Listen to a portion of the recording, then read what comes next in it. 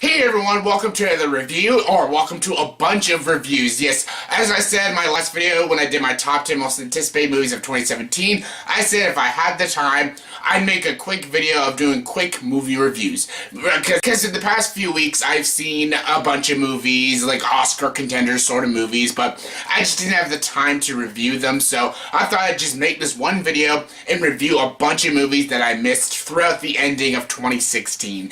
Some of these movies are Oscar contenders, some of these movies are not at all Oscar contenders. I'm just going to talk about these movies quickly and give them all a rating. I have 11 movies here, so let's get to it, alright? Here's my quick movie reviews for you guys.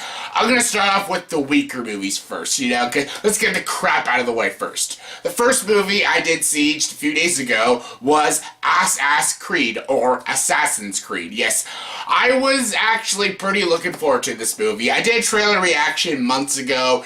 It looked like a pretty cool trailer. This movie sucked. This movie was a huge, gigantic pile of ass turd. This movie was terrible. Marion Cotillard, Jeremy Irons, Michael Fassbender, none of them could have saved this movie. The action is terrible. The editing is just god-awful. The action sequences look like shit. It's very choppy, very horribly directed. The cinematography is absolute garbage. The only, I guess, okay scenes are all the scenes when he goes into, like, you know, the flashbacks or goes back in time. That's like 3 scenes, and it literally makes no sense. This entire movie is mostly exposition, and the exposition is dull, pointless, and it's absolutely boring to watch, and some of it just doesn't add up and make no sense. The movie is also overlong. It overstays its welcome when it hits like the hour and 20-minute mark. This movie was just a horrible movie. It just adds to the pile of shit video game movies that we already have. Video game movies just do not work, and Assassin's Creed just proves otherwise, that you just can't make good video game movie adaptations. So yeah, this movie was absolute shit. I hated it. It probably wouldn't have made my top 10 worst movies of the year, but it definitely would have gotten a dishonorable mention. So yeah, on a scale of 1 to 10, I'll give Assassin's Creed a 2 out of 10. The movie was just awful. Alright, next movie I saw was Why Him? Yes, why him? Why all of us? Why do we have to watch movies like this almost every fucking year? This movie is just a stereotypical, you know, crude comedy. It's one of those, you know, son-in-law meets father, you know, they don't get along kind of movies, you know. It's one of those stepson or father-in-law sort of movies, you know. This story's been done to death about a stepson, and he's trying to get accepted by the father of the bride, of the girl he just married and stuff, but eventually they're gonna get along and stuff, you know. That predictable cliche bullshit, but this is a more cruder and ruder version. You got Bryan Cranston in the movie, you got James Franco. Honestly, this movie is stupid, ridiculous. But that being said, this movie actually is kind of funny. Like, I was shocked. I was ready to just fucking hate on this movie. This movie just looked like fucking ass. This movie looked awful. And I really did want to like this movie, because the trailers didn't hook me, the Red Band trailers didn't hook me. It looked like a really dumb, unoriginal movie, and it is a dumb, unoriginal movie, but it's kind of funny. Bryan Cranston's pretty hilarious in this movie. James Franco is actually pretty good. He actually gives a decent performance in this movie. And yeah, I actually laughed quite a bit in this movie. Keegan-Michael Key is in this movie. Apparently he's in just like every comedy this year, so he was great in this movie, and I actually had a little bit of fun with this movie. Shocking as that sounds, I actually had fun with the movie Why Him? I don't know why, but on a scale of 1 to 10, I'll give the movie Why Him a 6.1 out of 10, so yeah. Check it out if you wanted to see it. If you were entertained by the trailers, then you'll probably like this movie. Alright, now that I got those movies out of the way, let's get to the good movies. These Oscar sort of contender kind of movies. Let's start with the first one. I saw the movie A Monster Calls. I watched this movie yesterday, and I was blown away by this movie. This movie is absolutely brilliant. It's visually stunning. The effects look fantastic. The performances are all A-game performances. Felicity Jones steals this movie. She is so good as the mother. She is amazing. Good job, Felicity Jones. Good job. Rogue One was awesome, and Monster Calls was awesome. That's 2 good movies in 1 year. Nice job, Felicity Jones. It's a big shock to me because everyone knows that I'm not a big Felicity Jones sort of fan.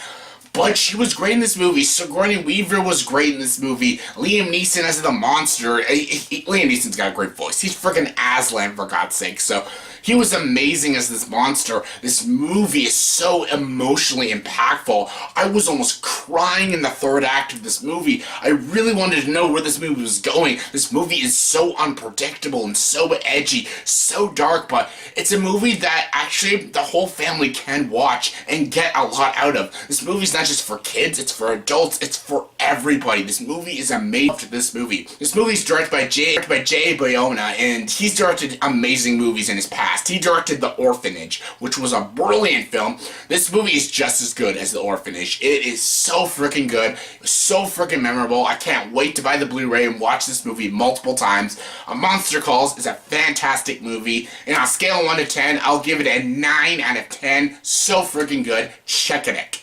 Alright, next movie is Patriots Day. Patriots Day. This is the new movie directed by Peter Berg and starring Mark Wahlberg. What the fuck else is new? Lone survivor in this year's Deepwater Horizon. Okay, I'm just gonna say this right now. I wasn't the biggest Deepwater Horizon fan. I enjoyed the movie fine. Had some pretty good sound editing in the movie. Kurt Russell was good. Mark Wahlberg was good. There's some pretty intense scenes in the movie, but all in all, I found it like Patriots Day, on the other hand, is a better Peter Berg movie. Still nothing amazing. It's about the Boston Marathon stuff, and Mark Wahlberg plays this fictional cop trying to solve what's happening and stuff. They also got like John Goodman in the movie and stuff. It's much better than Deepwater Horizon. It's got a more interesting story, more interesting pace, it's got better direction, better writing. I was invested with the story. I did want to know where it was going. I liked Mark Wahlberg in the movie. And all in all, it was a very entertaining, very engaging movie, and I did enjoy it. So yeah, on a scale of 1 to 10, I'll give Patriots Day a 7.6 out of 10. I don't think it's Peter Berg's best movie, but it's still a very enjoyable movie. Alright, next is Martin Scorsese's Silence. This movie, whoa, I saw it the same day as A Monster Calls, so 2 movies just blew me away in the same day. This movie was amazing. Yes, it's Martin Scorsese. I love Martin Scorsese. Everyone knows that I love Martin Scorsese. Raging Bull, Goodfellas, The Departed, y'all. The Aviator, Hugo. I just love his entire filmography. This movie is a very different road from Martin Scorsese. Yes, he's done other religious movies, but not like this. The way he structuralizes the movie, the way he directs the movie and paces the movie, it's a very unique and different Martin Scorsese movie, and it's fantastic. Andrew Garfield is so good in this movie. He's better in this movie than he is in Hacksaw Ridge, and that's saying a lot because he's amazing in Hacksaw Ridge, but he's much better in this movie. He's so good. So is Adam Driver. Liam Neeson's barely in the movie, but he's still really good.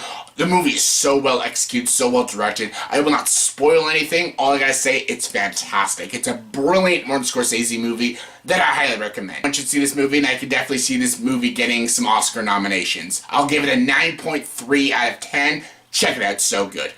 Speaking of Adam Driver, another Adam Driver movie I saw was Paterson. A very simple story about a bus driver.